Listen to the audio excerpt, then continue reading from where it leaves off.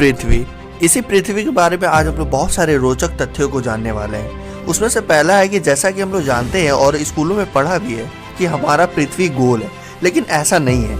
यह एक ऊबड़ खाबड़ गोले के आकार की है और ऐसा इसलिए है क्योंकि पृथ्वी इक्वेटर की तरफ से हमारे पृथ्वी को अंतरिक्ष से देखा जाए तो वो ऊबड़ खाबड़ नजर आती है, और वहीं नॉर्थ पोल और साउथ की पोल की तरफ से देखा जाए तो ये थोड़ी सी चपटी है। अब वहीं अगर हम लोग अपने पृथ्वी को सामग्री की ढेर में देखें तो लोहे की जो अमाउंट है वो 32% है, वहीं ऑक्सीजन 30.1% है, वहीं सिलिकॉन 15.1% है और वहीं मैग्नीशियम लगभग 13.9% है।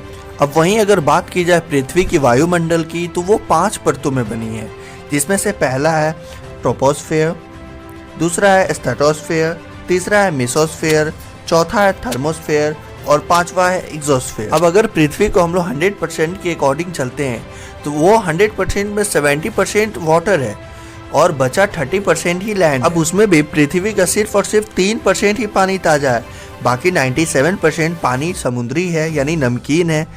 उस 3% में से 2% तो बर्फ की चादर में बना हुआ है, अंटार्कटिका यानी ग्लेशियर के रूप में है। बचा 1% मीठे पानी के झीलों, नदियों आदि में पाए जाते हैं। अब अगर बात की जाए पृथ्वी के लेयर्स की यानी परतों की तो पृथ्वी मुख्य 3 परतों से बनी है, क्रस्ट, मेंटल, कोर। अब कोर है उसमें 85 to 88% लोहा है। आपको जान करके ये बिल्कुल भी आश्चर्य नहीं करना चाहिए कि पृथ्वी पर मौजूद महासागरों में से 95% से अधिक महासागर आज भी इंसानों के पहुंच से दूर है। इसके साथ ही पृथ्वी की घूमने की गति की बात की जाए तो ये धीरे धीरे कम होती जा रही है। इसका अर्थ ये है कि अब से लगभग 140 मिलियन वर्षों में पृथ्वी की एक दिन की लंबाई लगभग 25 घंटे हो जाएगी। अब अगर देशों की बात की जाए तो हमारे पृथ्वी पे करीब 30 करोड़ साल पहले कोई भी देश नहीं हुआ करता था। उस समय में एक कॉन्टिनेंट हुआ करता था जिसे पैंजिया के नाम से जाना जाता था। आपको पता है समुद्र में ज्वार और भाटा कैसे आता है? चंद्रमा जब पृथ्वी के नजदीक होता है तो अपने गुरुत्वाकर्षण शक्ति के कारण यानी ग्रेविटेशनल फोर्स के कारण पृथ्वी द्वारा समुद्रों के जल को अपनी तरफ खींचा जाता है, जिस कारण से समुद्र में ज्वार स्थित होती है और पृथ्वी का गुरुत्वाकर्षण यानी ग्रेविटेशनल फोर्स के कारण जल को नीचे की तरफ खींचा जाता है, जिसके कारण भाटे आते हैं। अब मैं एक बात कहूँ तो आप बिलीव करेंगे? नहीं, बिल्कुल भी नहीं करेंगे, लेकिन वैज्ञानिकों की बात को तो बिलीव जरूर ही करेंगे। हाल ही में वैज्ञानिकों ने एक अनुमान लगाया है कि पृथ्वी की सतह के नीचे लगभग 1000 किलोमीटर की दूरी पे पानी का एक महासागर मौजूद है। अब अगर पृथ्वी पर ठंड की बात की जाए तो आपको जान करके आश्चर्य होगा कि धरती पर अब तक का सबसे ठंडा तापमान अंटार्कटिका के वोस्टोक स्टेशन पर था, जो कि 0 से -89.2 डिग्री सेल्सियस दर्ज किया गया था। ओ भाई साहब। अब चलिए हम लोग नेक्स्ट आश्चर्य को जानते हैं। पृथ्वी के आंतरिक कोर यानी क्रस्ट, मेंटल कोर यानी कोर का तापमान सूर्य के तापमान से 6000 डिग्री से भी अधिक है। अब पृथ्वी के बारे में एक निराश और आश्चर्य करने वाली बात को ले लीजिए। पृथ्वी पर अरबों साल पहले पाई जाने वाली लगभग 99% प्रजातियां अब विलुप्त हो चुकी है। अब निराशा के बाद एक आश्चर्य वाली बातें मैं फिर से बताने जा रहा हूँ।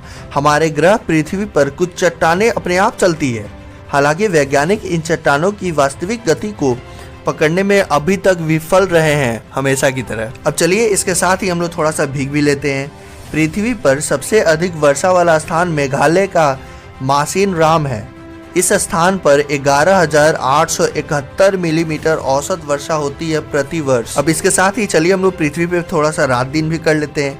क्या आपको पता है पृथ्वी पे लगभग 62 करोड़ साल पहले एक दिन में केवल 21.9 घंटे हुआ करते थे। किसी को जाना है 62 करोड़ साल पहले? जाओ जाके देख के आओ। अब चलिए जरा हम लोग उड़ लेते हैं। हवाई जहाज अधिकतम 60,000 फीट की ऊंचाई पर उड़ते हैं, जो लगभग 18.288 किलोमीटर है। अब आइए हम लोग अपने वैज्ञानिकों को बातों को भी सुन लेते हैं।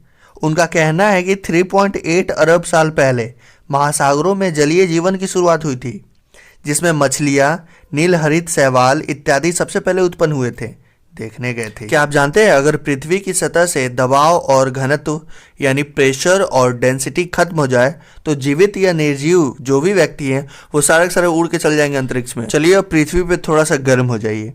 आपको पता है अभी तक पृथ्वी पर सबसे गर्म दिन कब रहा है?